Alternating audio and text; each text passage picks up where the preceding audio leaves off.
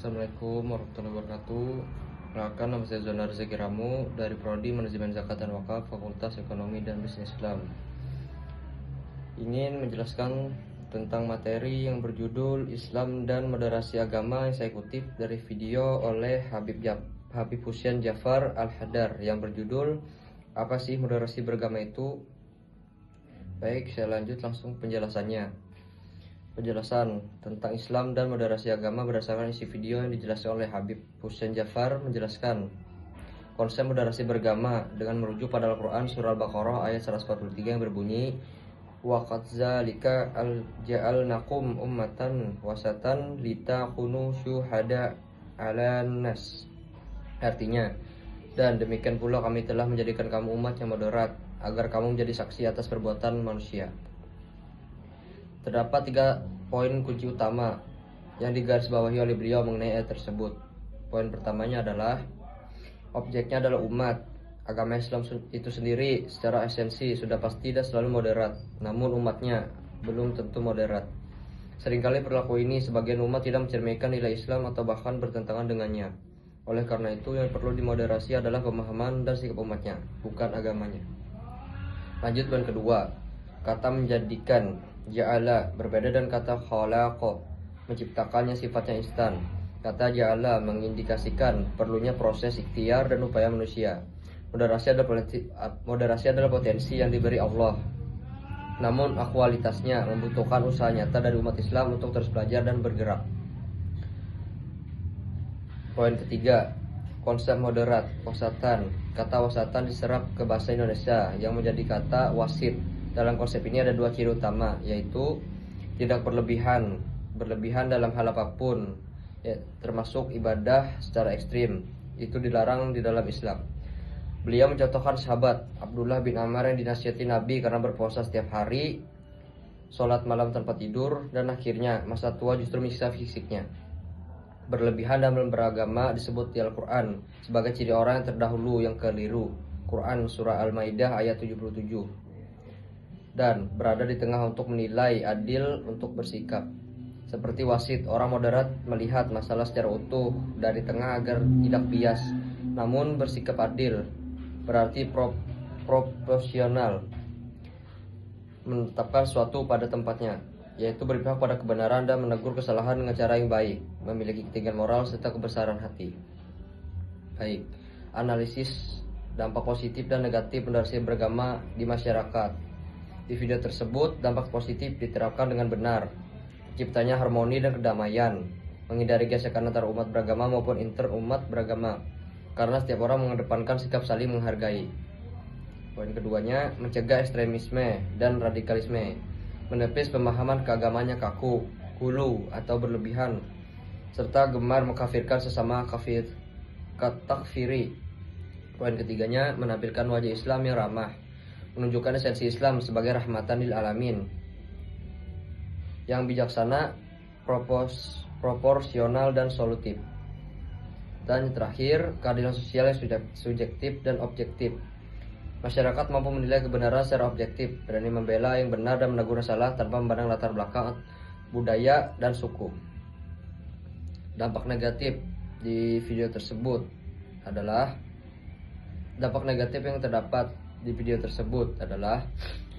risiko mengalami pendangkalan akidah liberasi. Sebagian orang salah mengartikan moderat sebagai sikap mencampur adukan ajaran agama atau mengampangkan hukum syariat demi kata toleransi.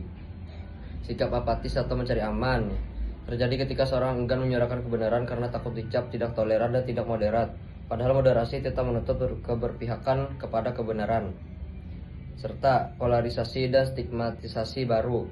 Jika narasi moderasi digunakan secara politik, hal ini beresiko membelah masyarakat menjadi kubu yang merasa paling moderat dan menuduh kelompok lain yang berbeda pandangan sebagai ekstremal dan radikal. Baik, itu adalah dampak positif dan negatif yang dapat dikutip dari video oleh Habib Jafar. Baik, lanjut untuk menganalisis peristiwa isu agama kontemporer. Berikut visualisasi dan analisis mengenai salah satu peristiwa nyata yang mencerminkan urgensi isu moderasi beragama hari itu. Bentuk peristiwanya adalah peristiwa kontemporer marak terjadi, yaitu adalah fenomena cancel culture, keagamaan dan ujaran kebencian di media sosial.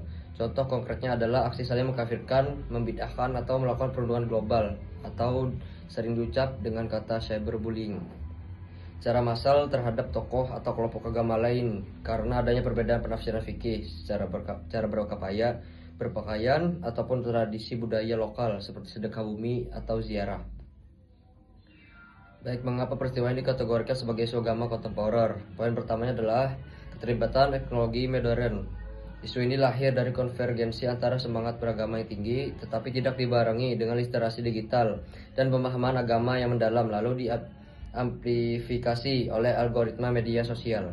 Poin keduanya mengancam integritas bangsa secara real time. Polarisasi di ruang digital dapat dengan cepat berpindah menjadi konflik fisik di dunia nyata, persekusi, penolakan rumah ibadah, dan sebagainya. Poin terakhirnya adalah adanya gejala gulu ekstremitas baru, menganggap pendapat kelompoknya sebagai satu-satunya paling benar dan tidak membenarkan pendapat kelompok lain atau dianggap sesat dan tidak layak diserang di ruang publik atau dipaparkan di ruang publik. Baik, pandangan Islam terhadap peristiwa tersebut adalah Islam dengan tegas melarang perilaku ekstrem ini berdasarkan penjelasan di video tersebut. Adapun poin pertamanya adalah perilaku tersebut bertentangan dengan prinsip wasatan, tidak berlebihan. Saling mencaci maki di media sosial menunjukkan hilangnya ketinggian moral dan kebesaran hati yang diamanatkan dalam surah Al-Quran, surah Al-Baqarah ayat 143. Dan Allah Subhanahu wa taala melarang mencela kaum lain karena bisa jadi dicela lebih baik. Quran surah Al-Hujurat ayat 11. Serta memerintahkan umatnya untuk berdakwah secara bijaksana dan dengan bantahan yang baik. Wajadiluhum billati hiya ahsan. Quran surah An-Nahl ayat 125.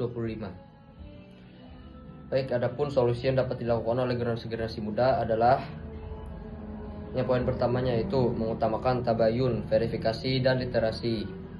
Sebelum merespon atau menyebarkan konten keagama di media sosial, generasi muda harus membiasakan diri untuk mencari informasi, membaca secara utuh agar melihat dari tengah dan tidak mudah terprovokasi oleh potongan video-video pendek dari clickbait.